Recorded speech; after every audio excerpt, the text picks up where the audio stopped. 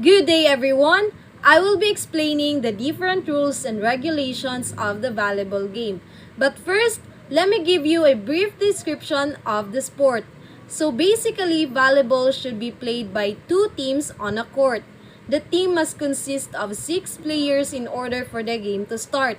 The same with the other sports, each team will try to score points to win the game, but of course, there are things that need to be considered during the game, and these are the following.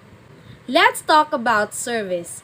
The team that wins the coin toss will choose between having their team serve first or receiving the opponent's serve. Then when serving the ball, the server must hit the ball after the referee whistles for 8 seconds for the service. Remember everyone, hit the ball after hearing the whistles or you'll make a service error if you don't. And also, when receiving a service from the opponent, a player must not block or attack it.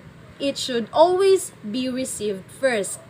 Then let's proceed to identifying the faults in the game. So, there will be a fault if a server violates the service order.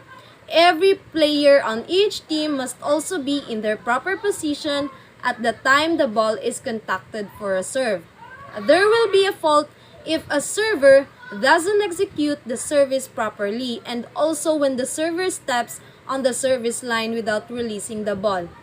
On the other hand, if the server fails to serve the ball over the net, it is a fault as well. It is considered out if the ball is hit into the antenna and onto the ground outside the playing area. Another rule is that both teams should submit a starting lineup that indicates the rotation order of the players on the court. This order must be maintained throughout the set.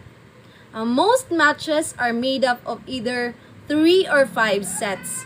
The team is allowed to have 3 successive contacts with the ball in order to return it. But individual players may not touch the ball twice consecutively.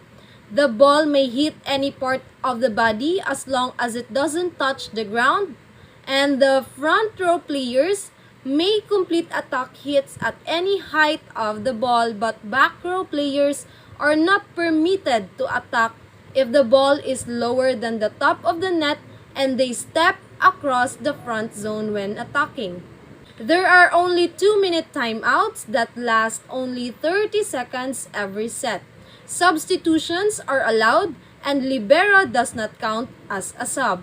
The game continues until one of them scores 25 points and is 2 points ahead when having slides 2.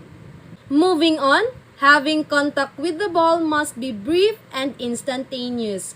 Scooping, lifting, pushing, or carrying the ball is a form of holding that should be avoided. Receiving a serve ball with an overhead pass using open hands is not necessarily a fault as long as it was passed correctly to the other player. Play will continue during the serve even if the ball makes contact with the net and cross over. Next is blocking. Blocking is the action of the players assigned to the net to intercept the opposing team's ball by reaching higher than the top of the net. It is legally accomplished by only the players who are in front line service. After the block, the affected team is entitled to 3 additional contacts. Any player participating in a block has the right to make the next contact. But when blocking, it is prohibited to block a spiked ball. A blocked ball is considered to have crossed the net.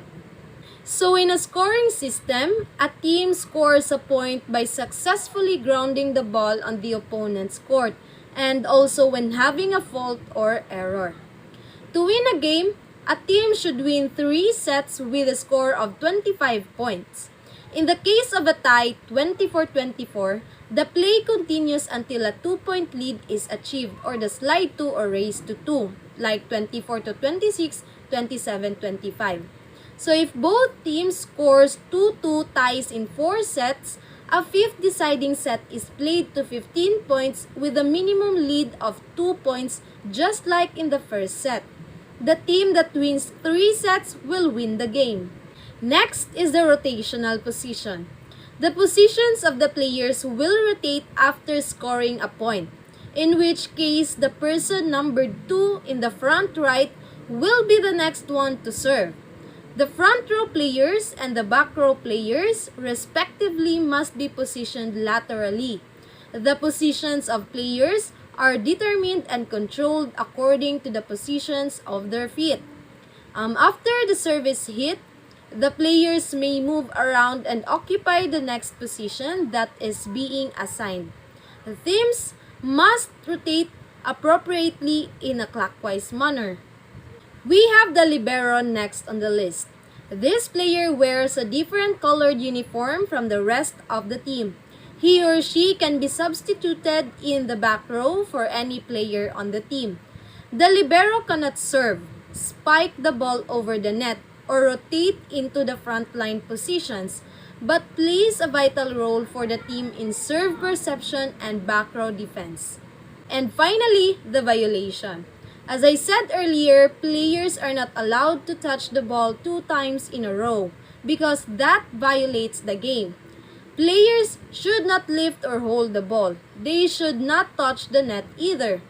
Players are not allowed to cross to the other team's side, and a point is granted to a team if the other team cannot follow procedure. Playing with your hands palms is a double contact. Line up the ball and take a step. Remember, everyone should be mindful of the rules and regulations of any sport in order to avoid violations and faults. This has been Jenny Grace Masiga. Thank you for listening and have a great day ahead.